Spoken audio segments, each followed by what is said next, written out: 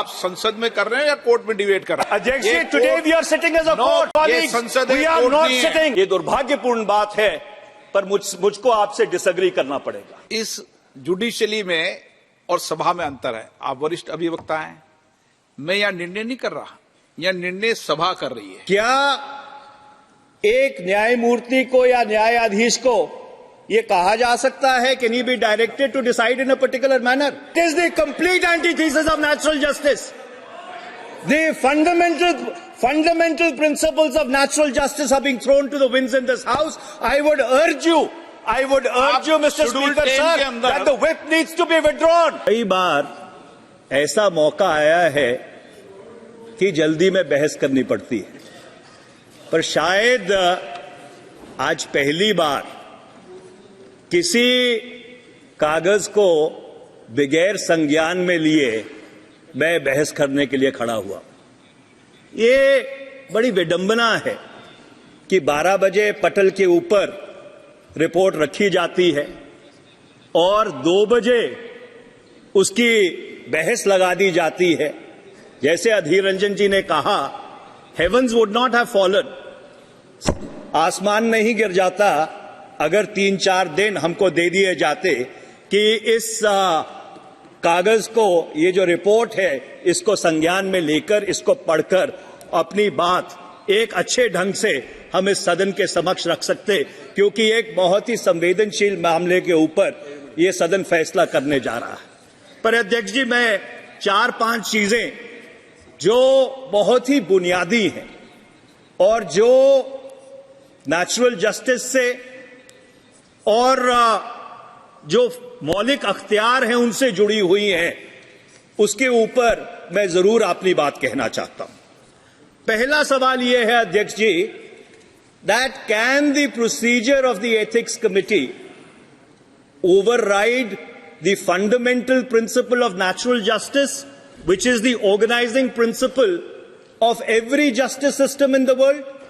और ये बात मैं इसलिए कह रहा हूं कि हमने जो अखबारों में पढ़ा उससे बहुत साफ तौर पर यह चीज निकल के आई कि जिनको अभियुक्त बनाया गया, जिनके ऊपर लांछन लगाए गए, उनको अपनी बात पूरी तरह रखने का मौका भी नहीं दिया गया। ये किस तरह का प्रोसीजर है? ये किस तरह की न्यायिक प्रक्रिया है? और इसलिए ये जो फंडामेंटल प्रिंसिपल है नेचुरल जस्टिस का, कि जिस व्यक्ति के ऊपर आरोप लगाए जाते हैं, जिसको अभियुक्त बनाया जाता है, उसको अपनी पूरी बात कहने का मौका मिलना चाहिए, और जिस व्यक्ति ने आरोप लगाए हैं उसको क्रॉस एग्जामिन करने का मौका मिलना चाहिए। और जहां तक मेरी जानकारी है, जिन लोगों ने आरोप लगाए हैं, ना सुश्री महुआ मित्रा को और ना उनके किसी वकील को उनको क्रॉस एग्जामिन करने का मौका दिया गया। मेरा दूसरा सवाल यह है अध्यक्ष जी, मैंने रूल जो 316D है, rule 316D of the rules of procedure and conduct of business, उसको ध्यान से पढ़ा है। उसमें ये लिखा है, the recommendations of the committee shall be presented in the form of a report.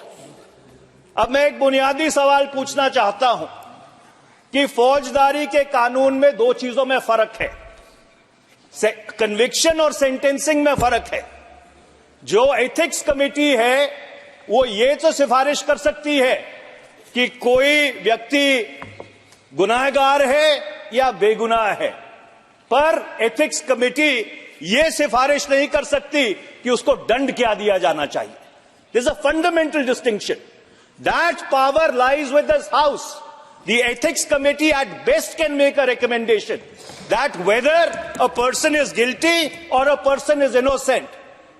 It is this house sitting as a jury which has the powers to decide the quantum of punishment, Mr. Speaker. So therefore, the recommendation of the ethics committee is fundamentally flawed in my respectful submission. Okay. तीसरा अध्यक्ष जी, आज सारी पार्टियों ने 3 line whip issue किया है। मैं एक बुनियादी प्रश्न पूछना चाहता हूं Today, this House is sitting as a judge and a jury. In an impeachment proceeding, or when you are considering the report of the Privileges Committee, or you are considering the report of the Ethics Committee, can a party direct its members to vote in a particular way? Can a whip even be issued? Because this is like directing a judge to decide a matter in a particular manner. This is a complete diversity of justice. First of all, Mr. Speaker, sir, this House should be adjourned. All the whips should be withdrawn from all the sides, because we are not sitting as ordinary members of this House. We are sitting as judges in a jury in order to decide the fate of one of our honorable colleagues, and I am afraid that cannot be done through whip-driven tyranny.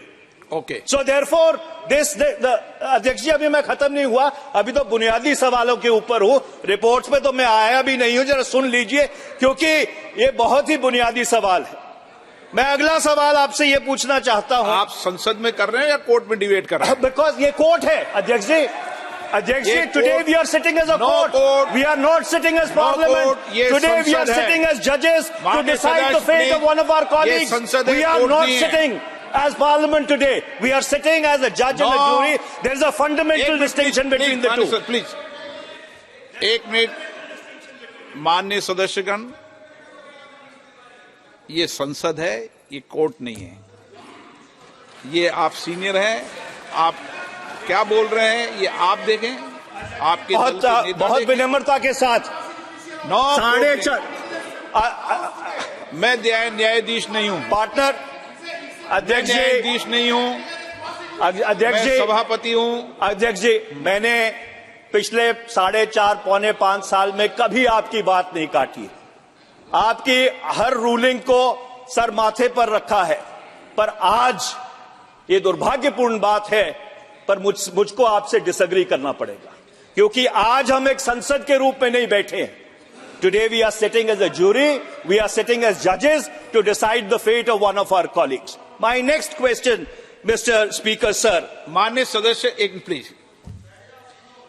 इस judicially में और सभा में अंतर है। आप वरिष्ठ अभिवक्ता हैं, मैं यहां निर्णय नहीं कर रहा, यह निर्णय सभा कर रही है। आप नो, गलत तरीके के तर्कों को यहां पर मत रखिए। नो, ये रिकॉर्ड में जाती है चीजें, आप गलत तरीके से। मैं न्यायाधीश नहीं हूं, मैं सभापति हूं, और निर्णय करेगी सभा, निर्णय करेगी। और हमने किसी के लिए ऐसे ही आपने कहा, इसलिए आपने मेरी बात तो थोड़ी कहा है कि ऐसे ही वोट करो, हमने तो विप किया है प्रेजेंट करने के लिए। एक मिनट प्लीज, एक मिनट बैठिए। ये सभा निर्णय कर रही है, और जब सभा निर्णय करती है तो सभा निर्णय करती है। प्लीज। मैं बहुत अदब और सत्कार के साथ एक बात पूछना चाहता हूं। क्या एक न्यायमूर्ति को या न्यायाधीश को यह कहा जा सकता है कि नहीं be directed to decide in a particular manner? आप 10th शेड्यूल के तहत जब व्हिप इशू करते हैं, you are virtually directing your members to decide in a particular manner.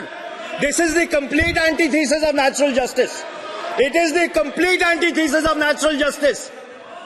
The fundamental principles of natural justice are being thrown to the winds in this House. I would urge you, Mr. Speaker, sir, that the whip needs to be withdrawn, because we are sitting as a jury. The whip needs to be withdrawn. आप अभी disturb. अध्यक्ष जी, मैंने अपनी जिंदगी में कभी ऐसा नहीं देखा है कि जब कोई सभा न्याय करने बैठी हो, न्यायमूर्ति के रूप में बैठी हो, तो एक व्हिप के माध्यम से उनको यह हिदायत दी जाए कि आपको फैसला एक तरीके से करना है, अपना विवेक, अपना कॉन्शियंस, अपना सेंस ऑफ जस्टिस इस्तेमाल करके नहीं करना, एक पर्टिकुलर तरीके से फैसला करना है। हीना गावित जी, मैं अध्यक्ष जी अगली बात पे आता हूं। एक मिनट, आप कंक्लूड कर दो। अध्यक्ष जी, संविधान की धारा 105, article 105 of the Constitution gives powers, privileges and immunities to members of parliament. I want to read out Article 105(2).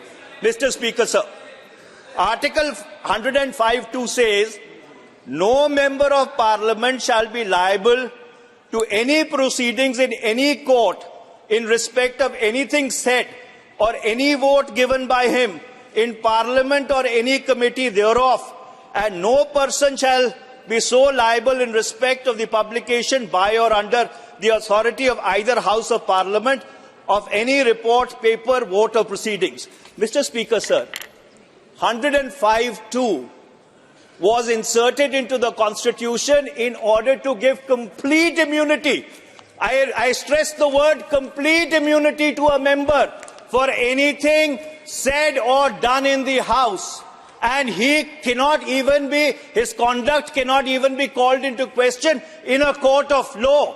So the question is, when your conduct cannot be called into question in a court of law, can your conduct be called into question in this august chamber? Can this... माननीय सभापति महोदय, बहुत दुख हो रहा है कि आज हमें ऐसे विषय पर यहाँ एक सेकंड, हाँ बोलिए, दीजिए। अध्यक्ष जी, my humble submission is, can this august house override the founding document of India which has brought this house into existence? And the answer is no. Article 105(2) gives immunity, absolute immunity for anything done in the House. And my last point, Mr. Speaker, sir, when the Supreme Court of India interpreted Article 105(2) in P.V. Narasimha Rao's case, they clearly and absolutely said that anything done in this House, even if it is allegedly actuated by bribery,